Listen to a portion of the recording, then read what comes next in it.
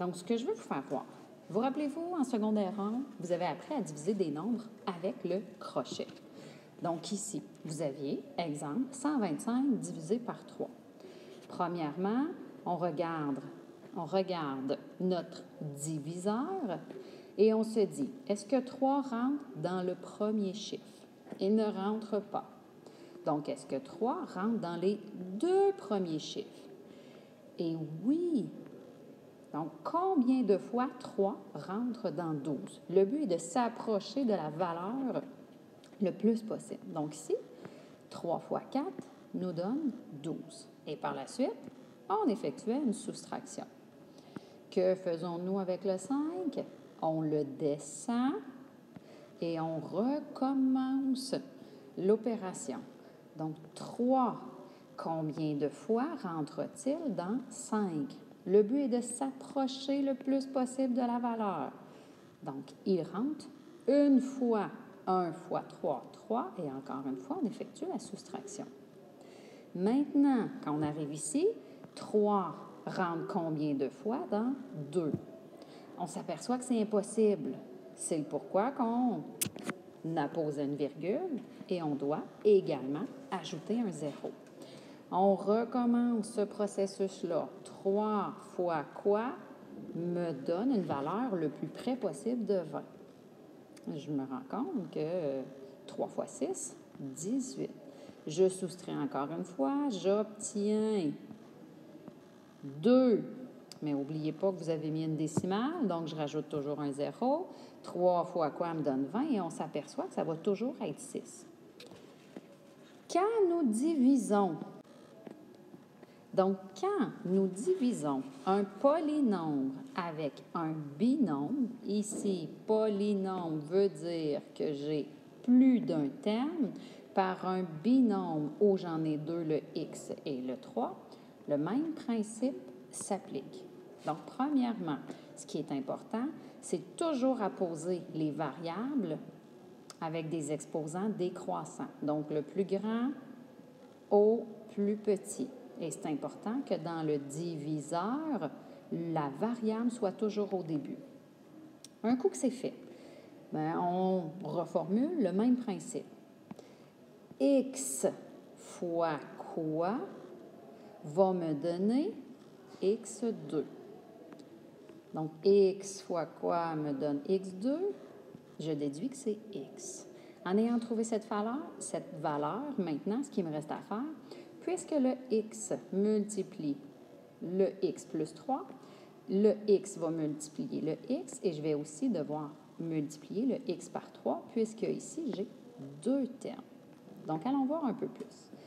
X fois x me donne x2 et n'oubliez pas que le x multiplie aussi le 3. Donc, x fois 3 me donne 3x.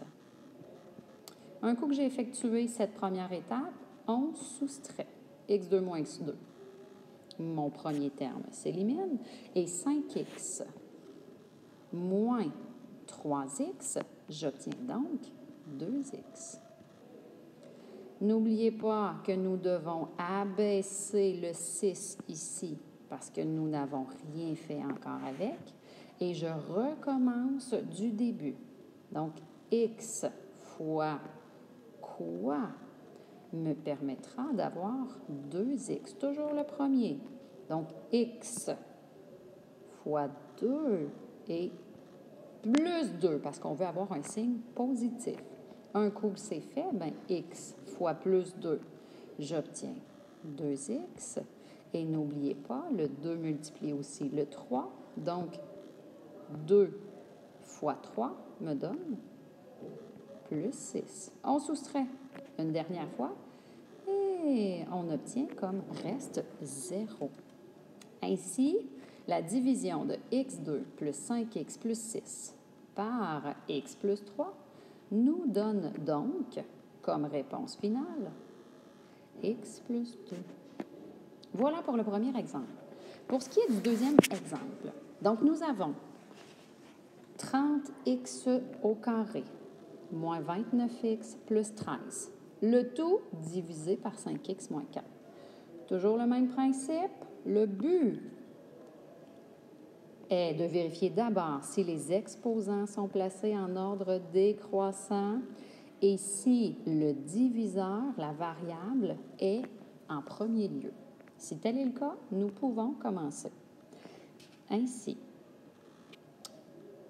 5x fois quoi va me permettre d'avoir 30x? Réfléchissez. 5x fois quoi me donne 30x? J'obtiens donc 6x. En ayant trouvé la valeur, n'oubliez pas que le 6 multiplie le 5 et le 6x multiplie aussi le moins 4. Donc, procédons à la multiplication. 6x fois 5x, j'obtiens 30x2. Et 6x fois moins 4, j'obtiens moins 24x. J'effectue la soustraction. 30x2 moins 30x2 me donne 0x2. Moins 29x moins 24x. Faites attention, ici, nous avons deux négatifs qui suivent. Ça revient donc à faire moins 29x plus 24x. J'obtiens moins 5x. Le plus 13 n'a toujours pas été touché, donc nous le descendons. Et on recommence l'opération. Ainsi, 5x fois quoi va me permettre d'avoir moins 5x. Moins 5x fois quoi me donne... 5x, pardon, fois quoi me donne moins 5x? J'obtiens moins 1. En ayant trouvé la valeur, le moins 1 va multiplier le 5x et le moins 1 va également multiplier le moins 4. Ainsi, moins 5, moins 1 fois 5x, moins 5x, et moins 1 fois moins 4, plus 4. On soustrait, donc moins 5, moins 5, j'obtiens 0x. Et 13 moins 4, j'obtiens 9. Dans cet exemple, ma réponse n'arrive pas comme l'exemple précédent avec un reste de 0, mais bel et bien avec un reste de 9. La réponse finale serait donc 5x moins 1, qui était mon quotient, reste 9.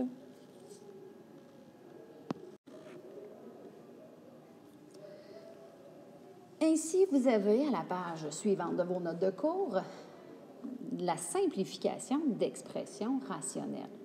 Donc, une expression rationnelle, c'est tout simplement comme si c'était une fraction.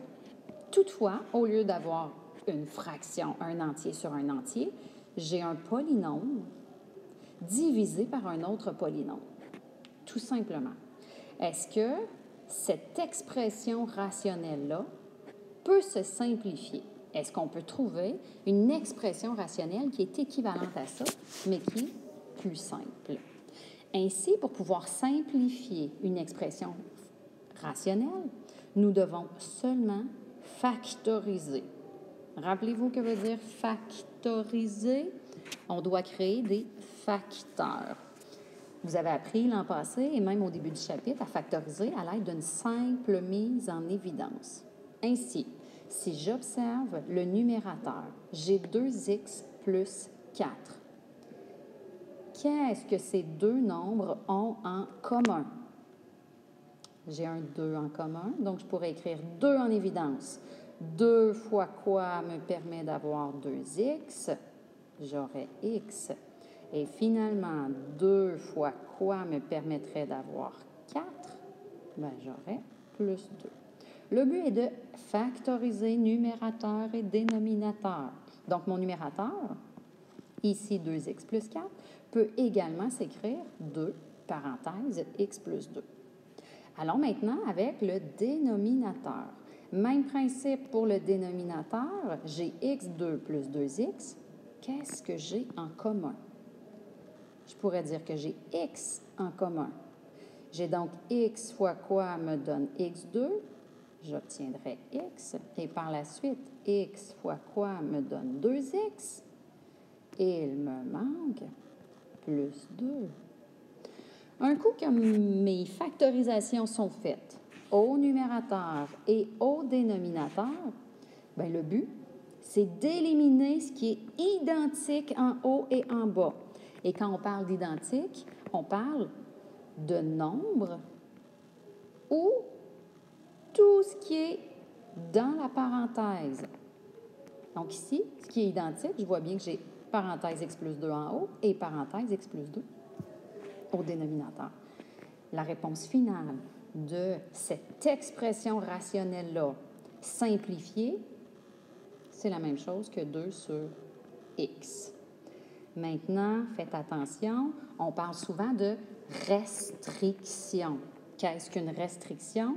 Je ne peux donner n'importe quelle valeur à x parce que quand ici, comme dénominateur, j'ai quelque chose qui est égal à 0, vous pouvez essayer sur votre calculatrice, n'importe quoi divisé par 0 donne erreur. Donc, la réponse serait, bien, j'ai bel et bien comme expression finale 2 divisé par x. Toutefois, c'est vrai seulement si x est différent de 0 et si x est différent de moins 2. Je reviendrai avec ces informations-là un peu plus tard dans le cours. Toutefois, on a toujours des restrictions à noter. Vous avez maintenant le 4e exemple dans vos notes de cours, le même principe. Est-ce qu'on pourrait simplifier cette expression? On part toujours du numérateur. Est-ce que le numérateur est déjà factorisé? Ce que j'ai ici, 8x exposant 3. Entre le 8 et le x exposant 3, quel est l'opérateur? C'est un fois. Donc, mon expression est déjà factorisée au numérateur, puisque entre les deux, j'ai un fois. 8 est un facteur et x3 également un facteur. Dénominateur, sommes-nous en mesure de factoriser? Qu'est-ce que j'ai de commun entre 2x2 et 2x? J'ai un 2 de commun et j'ai également un x de commun. Ainsi, 2x fois quoi va me donner 2x2? Il manque donc x. Et finalement, dans le deuxième, 2x fois quoi me donnerait 2x? Et j'obtiens plus 1. En ayant cette information, suis-je capable maintenant de simplifier numérateur et dénominateur? Le but est d'éliminer ce qui est identique au numérateur ou au dénominateur, sinon de simplifier.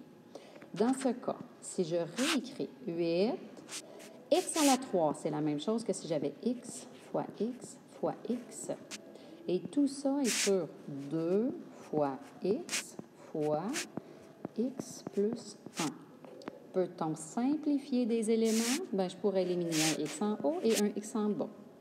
Par la suite, est-ce que je pourrais éliminer un x et le x dans la parenthèse? Non, je ne peux pas, puisque le x ici est lié à plus 1. Ce n'est pas la même chose. Finalement, est-ce que le 8 et le 2, est-ce qu'on a possibilité de les simplifier? Est-ce que je peux 8 le diviser par 2? Oui, 8 divisé par 2 me donne 4. J'ai donc comme réponse 4. Au numérateur, il me reste toujours un x et un x, donc x fois x, donc 4, x2. Et le tout sur x plus 1, le dénominateur qui me restait ici. Je vous répète que ici, c'est vrai, c'est ma réponse finale.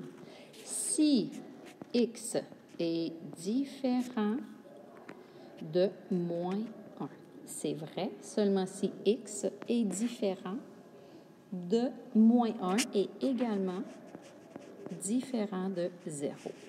Donc voilà pour la petite vidéo. On se voit demain, ou plutôt lundi, à la période